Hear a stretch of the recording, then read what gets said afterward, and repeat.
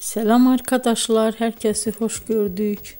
Bugün sizler için sevilen oyuncularımız Bircə Akalay ve İbrahim Çelikkol'dan güzel sempatik fotolar hazırladık.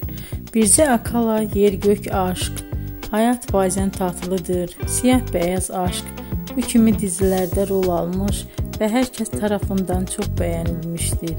Biz de sizler için onların sempatik karelerini hazırladık.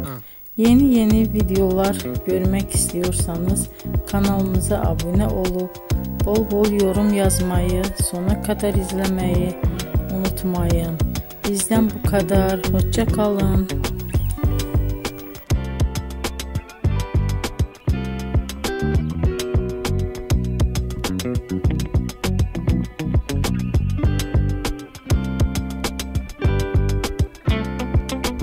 No.